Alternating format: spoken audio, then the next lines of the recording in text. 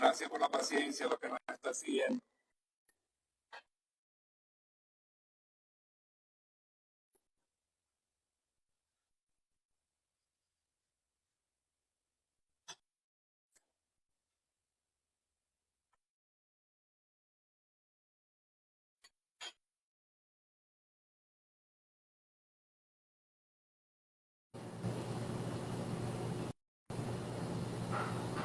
Buenas tardes. Buenas tardes. Buenas tardes. Continuamos. Previamente estábamos por aquí conversando y la señal pues nos dejó un poco fuera de la transmisión. Entonces, para iniciar, vamos a hablar con el doctor Junior Formayor, quien es ortopedista infantil, se desarrolla sus actividades en el DEI Hospital de Lecherías y forma parte del capítulo de ortopedia infantil de la Sociedad Venezolana de Puericultura y Pediatría. Este es un espacio que tenemos para divulgación científica y hoy vamos a tratar de temas de ortopedia infantil comunes y algunos no tan comunes. Entonces, doctor Junior, adelante. ¿Qué tal? Buenas tardes a todos nuevamente. Bueno, la conexión está jugando un poco en contra. Estábamos conversando en el otro chat porque hubo como que un enlace ahí con la doctora Adriana Moy. Con respecto a la patología de cadera, ella me preguntaba, porque le causó inquietud, esa patología inflamatoria de cadera, ¿ok? Tanto benigna como no tan benigna, con respecto a la sinovitis de cadera y los procesos infecciosos a nivel de la cadera. Sabemos que el proceso infeccioso de cadera es una urgencia. La sinovitis de cadera es un proceso que puede deberse a dos cosas. Uno, a una sinovitis transitoria de cadera, que es una patología autolimitada, inflamatoria, o puede ser el desencadenante o el paso previo a un proceso infeccioso a nivel de la cadera, ya que cualquier cosa que pase en la cadera comienza con una sinovitis de cadera.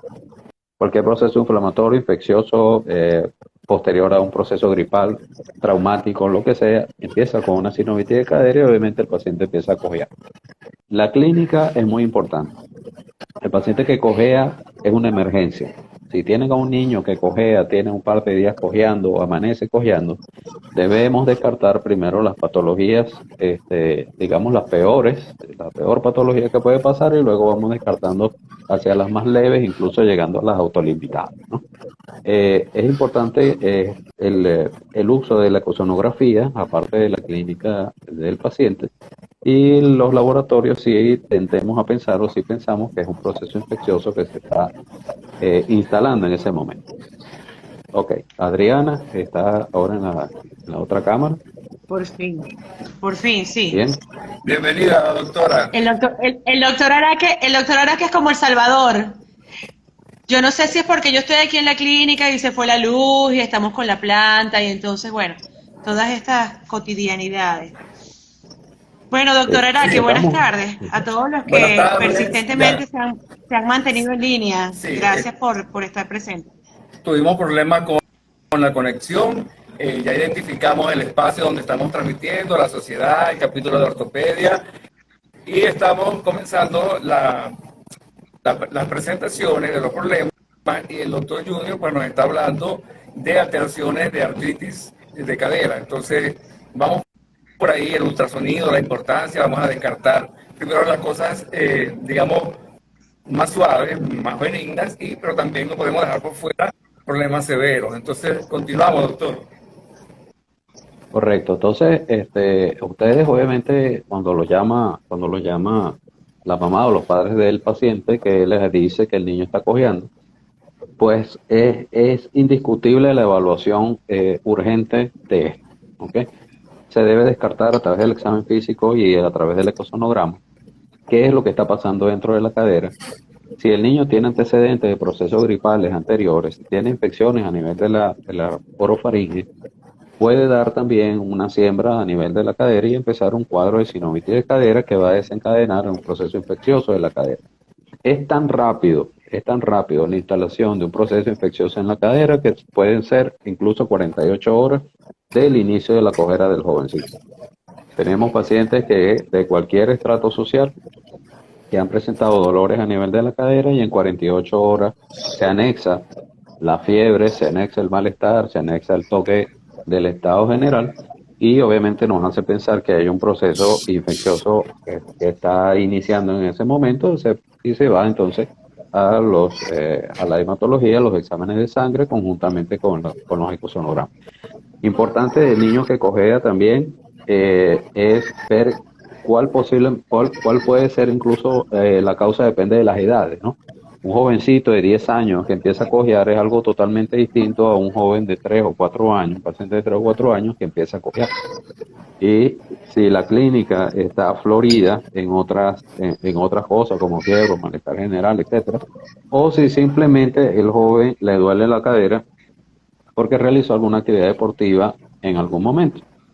Incluso hay distintos matices y distintas aristas en un problema de sinovitis de cadera o de proceso de artritis séptica de cadera, que es muy importante la evaluación temprana, lo más temprano posible, y vamos descartando y el tratamiento muy probablemente sea leve, debido a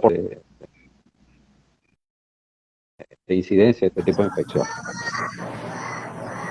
Bueno, muy bien, doctor. Y entonces, este paciente que hemos diagnosticado con una sinovitis de cadera, ¿qué le espera? ¿Qué tratamiento podemos hacer, digamos, de una manera somera para información al público? Bien, principalmente debe ser evaluado inmediatamente. La sinovitis transitoria de la cadera tiene su propio nombre y apellido, porque es una inflamación autolimitada de la cadera, en donde con analgésico antiinflamatorio y reposo, el joven mejora en un tiempo aproximado de 2 o 3 días. Es lo que nosotros sabemos. Obviamente debe tener un reposo en cama, el joven, un reposo absoluto, para que los analgésicos antiinflamatorios y este proceso que entra y sale de forma muy, muy rápida, pues haga su proceso natural y ya desaparezca el dolor. Muy bien. Cualquier cosa, ajá, sí, No, continúa, doctor. Finalice la idea para pasar a otro punto. sí, no, perfecto.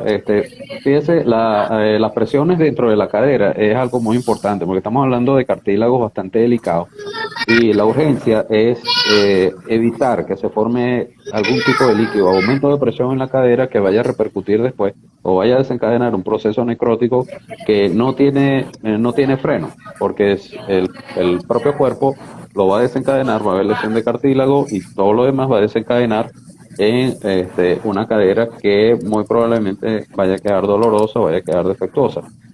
Entonces por eso nos vamos Bien. antes a los primeros síntomas. Junior, Muy bien. ¿qué pasa con el uso de andaderas? Ese uso todavía de andaderas, el uso de brinca-brincas, saltarines en los lactantes mayores o menores, ¿se recomienda? ¿Está en desuso? Sí, fíjate, eso está basado en una creencia que tenemos nosotros en que mientras más rápido o más temprano camine nuestro hijo, va a tener una capacidad intelectual mucho más avanzada que cualquiera, ¿no? Entonces dice, no, mi hijo empezó a caminar a los 8 meses, el mío a los 7 y el mío a los 6 y Wow. 11. No, o sea, eso, entonces, en base a eso se coloca el niño, obviamente que no tiene un desarrollo neurológico, que es imposible que coordine un paso y neurológicamente Claro. y neuromuscularmente no puede mantener el equilibrio, entonces se coloca en uno de estos artefactos, digamos, para que haga ejercicio, ¿no? El ejercicio de los niños obviamente es el gateo y el desarrollo neurológico normal, la estimulación con juegos y todo esto va a llevar en consecuencia que el joven desarrolle neurológicamente su marcha y bipedestación y el gateo normalmente. Se ha demostrado que puede haber lesiones en un niño que esté dentro de un coche, obviamente muchísimos de nosotros en una andadera, cuando niños nos montaban en andadera y todo esto, pero los estudios dicen que puede haber lesiones con el niño dentro de ella, es decir, que le caigan cosas o tenga una lesión externa, más no va ni desarrollarlo neurológicamente antes de los demás, y algunas veces dice que puede persistir deformidades o formas de los miembros inferiores que deben ir corrigiéndose con el tiempo y que van a estar presentes por el uso prolongado de andaderas y este tipo de de elementos. Si quieren que su hijo camine antes, no esperen nada. El niño va a caminar el tiempo que va a caminar, su desarrollo neurológico se va a dar al tiempo que se va a dar. Eviten este tipo de artefactos, eviten este tipo de elementos, pónganlo en el suelo, pónganlo a jugar, jueguen con sus niños. Ahí está la solución para que camine al tiempo y sea muy inteligente. Junior, como Muy bien, muchas gracias, el doctor. motivo Usted de sabe que consulta. nosotros tenemos esa premisa. Ajá. Doctor, No, entre. yo lo que preguntaba era, el motivo de consulta más frecuente en ortopedia, en todas las edades pediátricas, no por grupo, ¿cuál es el motivo de consulta más frecuente? La, entre comillas, deformidad de los miembros inferiores. También eso se basa en una creencia en que cada niño que nace debería estar con las piernas derechas como un adulto. Anteriormente se pensaba que un niño que tuviera las piernas como que no tuviera las piernas como un adulto tenía algún problema y es por eso que ahí empezaron a amarrarle cosas, colocarle zapatos, ponerle el zapato al revés, la liga, las barras por atrás, tratando de solucionar un problema inexistente, porque la forma de las piernas de los niños no es un problema, eso es unas características que ya están completamente estudiadas y sabemos qué forma de pierna y pie y cadera van a tener los jovencitos a medida que se van desarrollando. Entonces, una de las causas principales de consulta es eso, la forma de las piernas o que el niño mete los pies cuando camina, condiciones normales hasta cierto punto en ciertas edades y nosotros incluso podemos medir, comparar con tablas y sacar la normalidad o no, determinar si están normales o no las piernas de los jovencitos. Muy bien. Bueno, doctor, nosotros aquí en pediatría estamos acostumbrados a hacer diferenciaciones en edades. Hablando de los más pequeñitos, ¿qué nos puede decir de la cadera del recién nacido? Lo que anteriormente llamábamos luxación congénita, que ahora tiene otro nombre, displasia. Sí, ¿Qué nos puede decir? exactamente. La luxación congénita de cadera se llamaba así porque estaba la cadera fuera de su sitio, ¿no? Y nacía desarticulada, digamos así, de donde debería estar. Ahora el concepto cambió. El concepto cambió a displasia del desarrollo de la cadera porque no solo la cadera que está fuera de su sitio es patológica. La cadera que tiene alguna alteración en los componentes óseos de esta también se considera una cadera displásica. No todas las caderas displásicas, bien sea alteración a nivel del fémur, a nivel del acetábulo, o simplemente que estén lujadas o sublujadas, incluso alteraciones ligamentarias, en donde está la estructura ósea perfecta, la cadera está en su sitio, pero al ejercer ciertas presiones por maniobras, pues sale y entra. Es decir, es un mundo completo esto de la displasia del desarrollo de la cadera. Lo que sí sabemos es diagnosticar exactamente qué es lo que está pasando y si la evaluación se hace a tiempo, pues simplemente darle una solución a este paciente, que no siempre es la cirugía, hay otros métodos de tratamiento para estos jóvenes. Pero sabemos ahora que es lo importante, diagnosticar con precisión qué es lo que está pasando.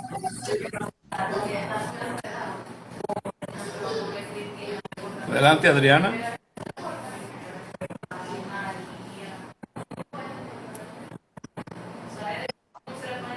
Equino, el pie equinovaro, el pie plano. ¿Qué podemos comentar acerca de eso? Médico. Ajá. Repíteme por favor. Hablando que dentro de los motivos de consulta, que llaman mucho la atención en la consulta pediátrica de las mamás, están las deformidades de los pies. Y una de las que podemos observar al momento del nacimiento es el pie equinovaro. El pie equinovaro va con la parte Sí. del yeso todavía, la resolución quirúrgica, las barras. ¿Qué tenemos con eso? Fíjate, lo último, lo nuevo, para el tratamiento del pie equinovaro, incluso se puede llegar a un diagnóstico de un pie equinovaro con el cosonograma, con los ecos obstétricos, pero obviamente esa información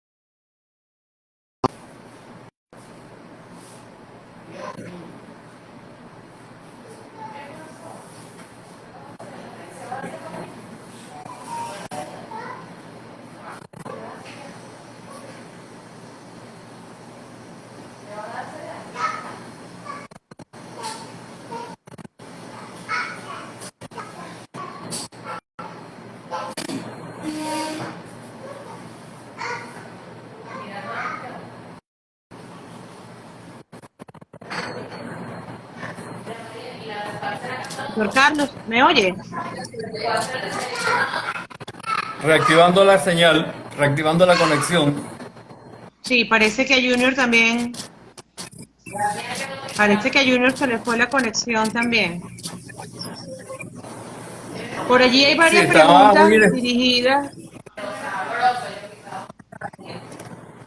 Dígame. Bueno, vamos a tener las preguntas listas para cuando regrese el doctor. Mientras tanto, vamos informando a la audiencia, los que están incorporándose recientemente, porque bueno, ya yo perdí la cuenta cuántas veces nos hemos conectado y desconectado. Pero este es Sí, nuestro de verdad que espacio de la Sociedad Venezolana por Cultura y Pediatría, filial Anzoátegui, donde discutimos y presentamos temas de interés científico relacionados con nuestros niños. Y recientemente está creado el capítulo de ortopedia infantil, por eso está el día de hoy con nosotros el doctor Junior eh, fue mayor, fue quien es mayor. ortopedista infantil y se desempeña en la clínica de hospital en Lechería. Hemos conversado en la tarde, empezamos a hablar de alteraciones de cadera como la sinovitis, también sus complicaciones como la artritis, hablamos de luxación congénita de cadera, que ahora la denominamos displasia de cadera, y vamos por las deformidades de los miembros inferiores. El doctor se quedó un poquito Sí. sin conexión, esperemos que regrese pronto. Aquí les vamos a tener las preguntas que ustedes han hecho para cuando el doctor se incorpore, pues las conteste.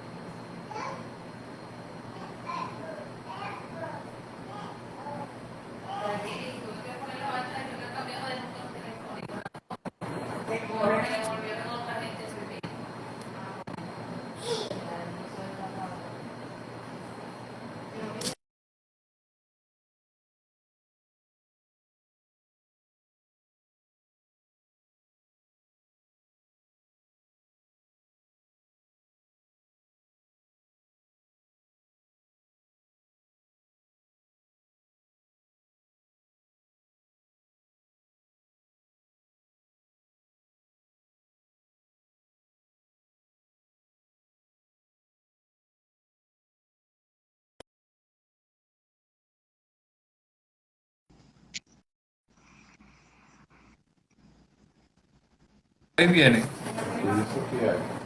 Sí, Sí. ahorita lo veo.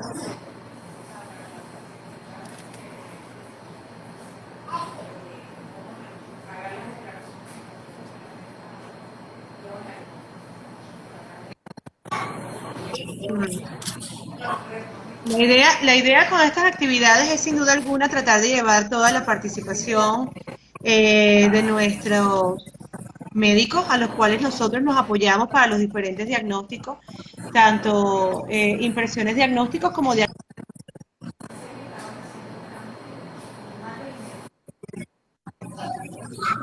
conectividad. Nosotros en vista de que ya la primera semana pasada tuvimos problemas de conexión, el día de hoy el doctor no pudo conectarse. Bueno, nosotros como directivas de la sociedad nos comprometemos a invitar nuevamente al doctor, pero no en la modalidad live, sino en hacer un Google Meet, de manera de que le podamos facilitar a todos un acceso libre y ustedes a través del canal del Meet puedan hacer todas sus preguntas y que el doctor Fuenmayor nos aclare estas dudas que tenemos el día de hoy. Si tienen alguna pregunta en particular, por favor, nos la pueden hacer llegar para nosotros etiquetar al doctor Fuenmayor y que el doctor resuelva todas sus inquietudes. Doctor Araque. Sí, tenemos que tomar esa medida en vista de que el invitado pues no está conectado, no se puede conectar. Yo lo localizo en la lista de los invitados, le realizo la invitación y hasta ahí llega el proceso. No se cumple el enlace del doctor porque tal vez él Sí, tenga eso. problemas de conexión. Estoy aquí en un intento en vivo ahorita y esperemos a ver si nos da resultado. Como decía la doctora Moy, vamos a realizar esta actividad por una videoconferencia. La vamos a grabar y la vamos a colgar en nuestro canal YouTube para, bueno, para saldar esta deuda que tenemos con ustedes, que vinieron, que estuvieron interesados, que persistieron y fueron pacientes en la espera. Pero en realidad, si el invitado o el especialista está llegando, al parecer. Okay. Bienvenido, Sí. Junior. Está esperando la gente. Aquí estamos, aquí estamos. La audiencia, Junior tiene audiencia, tiene mucha. Ah, bueno. Mira, qué bueno, pero pues. antes de que se caiga otra vez, antes de que se caiga otra vez la actividad, Junior, hablemos de escoliosis. Escoliosis. ¿Por qué escoliosis? Porque antes de esta pandemia hemos visto cómo los índices de pacientes afectados, no solamente los que tienen parálisis cerebral infantil, que tienen una condición aparte, sino que hemos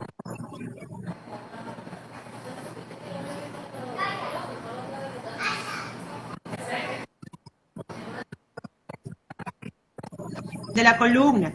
Entonces, ¿qué está pasando? ¿Cuándo aparece la escoliosis? ¿Cuándo nosotros como pediatras debemos referir a este paciente al ortopedista, al traumatólogo? ¿Qué influye en que un paciente desarrolle o no escoliosis? ¿Y cómo podemos aconsejar a estos padres para ser correctivos en cuanto a la postura de estos pacientes? Bueno, fíjate, la escoliosis del adolescente, creo que te refieres a esta escoliosis idiopática, obviamente se llama así por cierto, ¿no? Escoliosis idiopática del adolescente, porque no hay una causa justificada y determinada que nos haga determinar por qué o quién va a desarrollar una escoliosis de este tipo o no. Por lo general, en las consultas es esta joven o este caballero que llega a los 12, 14 años, están en la playa, alguien le ve de espalda, o recogió algo del suelo y vieron una deformidad a nivel de la zona dorsal. Y ahí se prenden las alarmas, incluso los padres se sienten tanto angustiados como culpables, ¿no? Porque al parecer es como, según ellos sienten que es una patología muy grande que estaba ahí y no se dieron cuenta, pero es que es así. La evolución o la progresión de una escoliosis idiopática que no tiene causa justificada, que no está relacionado con la herencia, que puede presentarse en hermanos de la misma edad, en gemelos, con distintas deformidades, ni siquiera la misma forma de la deformidad de la columna, simplemente está allí. Y una vez que aparece, pues simplemente hay que enfocar el tratamiento, bien sea quirúrgico, evaluación o simplemente no hacer nada. Tenemos tres opciones allí con la escoliosis idiopática del adolescente. Una vez que se ve algún tipo de deformidad o crean que hay algún tipo de deformidad en la espalda, obviamente debemos evaluarlo inmediatamente. ¿Okay? No todas las deformidades en la columna son escoliosis idiopática. Una pierna más corta que otra puede dar un defecto a nivel de la columna que simplemente con colocar una plantilla debajo de un pie se soluciona todo el problema. Otras son tan grandes que hay que hacer una corrección o hay que ofrecerle al paciente una cirugía inmediatamente en la primera consulta. Es decir, vamos de un punto a otro y en esa mitad muchísimas variantes y aristas. ¿Qué es lo primero que hay que hacer cuando hay algún defecto? Obviamente vamos a referir, vamos a evaluar, hacemos radiografías de toda su columna con el paciente en bipedestación y observamos las estructuras óseas.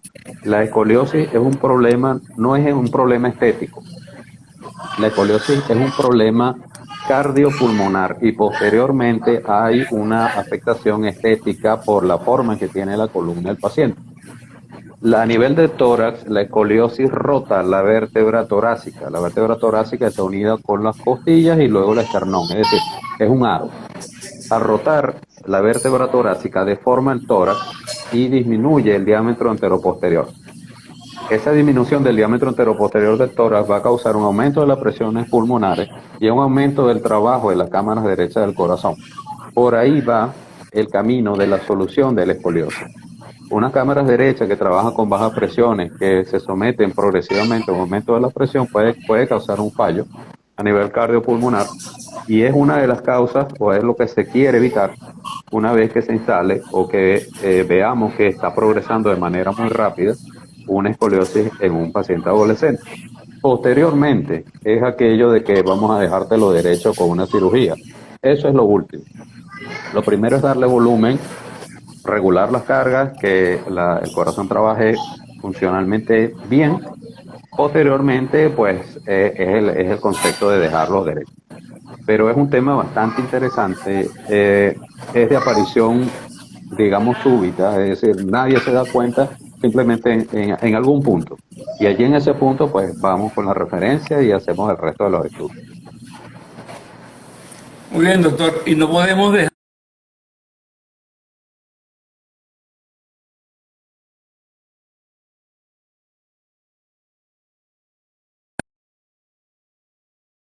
Mientras bien. Ajá. Dígame, doctor, lo echamos. Ajá. Top. Le comentaba que no podemos dejar de comentar de las fracturas. Hay fracturas en bebés pequeños, en niños menores de 1 año. Yo tuve un caso de...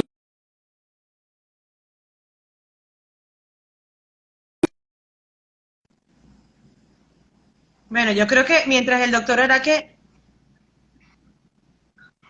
Se cayó de una ¿Ok? andadera y se fracturó el peroné. Un hueso que prácticamente no es tan frecuente en la fractura de otros bebés.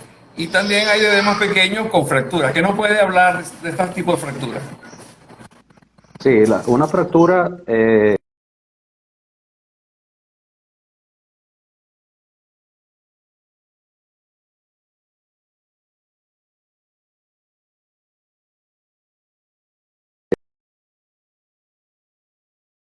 niño debajo lo pise, por ejemplo, puede causar una fractura a nivel de una pierna, puede causar la fractura a nivel de algún hueso del pie.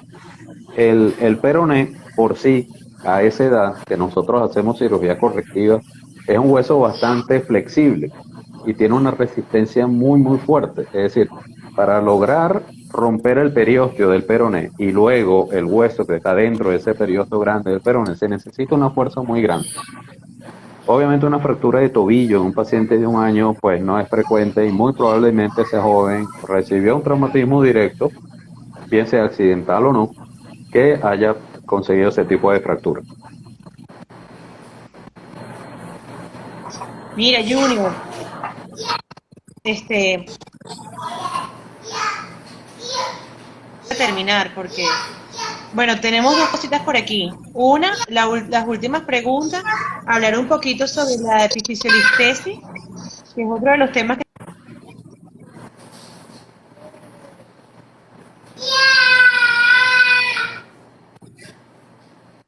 Meet, un Google Meet, el día de hoy.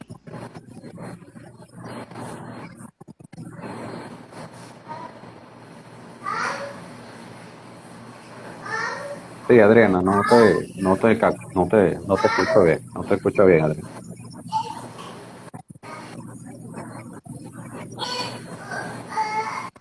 Nos queda hablar un poquito sobre la epifisiolistesis. Sí, epifisiolistesis, ok.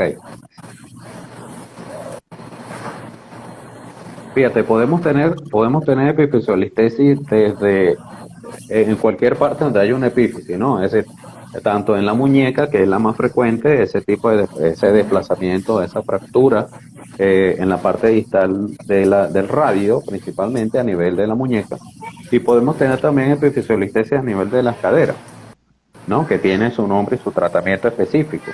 Ese desplazamiento obviamente es un proceso traumático.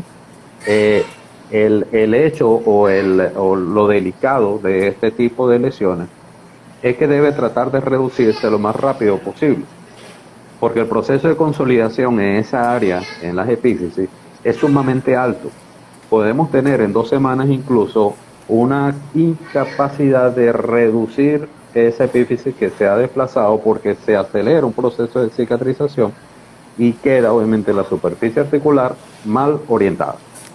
Lo que queremos con esto es reorientar para que la biomecánica de las articulaciones y de la extremidad funcione correctamente. Obviamente depende de la edad en donde se presente todo esto, pero la corrección debe ser una corrección bastante rápida y obviamente se considera una fractura este tipo de epifisiolistesis, tanto a nivel del radio o en cualquier sitio donde haya una epífisis. tibia, fémur, proximales o distales, cerca de las rodillas, incluso en los tobillos. En cualquier sitio puede haber una epifisiolistesis. ¿El paciente con sobrepeso está más expuesto, más propenso a presentar esta patología? A nivel de la cadera, sí. Y si obviamente un jovencito que tiene un sobrepeso se cae, el traumatismo puede obviamente desprender con muchísima más facilidad, porque estamos hablando de volumen en una estructura ósea que es igual a la de otros niños de su edad. Pero el volumen, y que obviamente se traduce en un efecto mecánico y un peso, una mucho mayor fuerza que tiene que soportar ese cartílago y se produce el desplazamiento. Pero a nivel de la cadera, los pacientes obesos deben tener mucho cuidado, y eso puede empezar con una cojera. Una cojera en un paciente obeso puede ser un desplazamiento a nivel de la cabeza femoral del epífisis, y se puede hacer una epifisiolistesis. Bueno, el doctor Araque nos escribe que está sin audio, es hora de terminar. Junior, reiteramos la invitación, nosotros como directiva de la filial Anzoátegui, a realizar un meet para que todas estas personas puedan de alguna forma enterarse de estos tópicos en ortopedia. Entonces, bueno, agradeciendo, aparentemente no hay mayores dudas, las dudas fueron aclaradas durante los diferentes directos que hicimos. Entonces, bueno, agradeciendo una vez más al doctor Junior Fuenmayor, traumatólogo ortopedista. Él está aquí en la clínica del Hospital de Lechería, está dispuesto a atender a sus niños y a ustedes en cualquier momento que sea, que ustedes consideren que sea oportuno hacer su referencia. Bueno, doctor Gracias, Junior, Adriana, agradecida gracias, una vez doctor más por el Araque. tiempo. Listo, Estamos planificamos pendientes. posteriormente Bueno, cuando quieran. Ok, gracias a todos por permanecer en el sitio y bueno, será hasta una próxima oportunidad.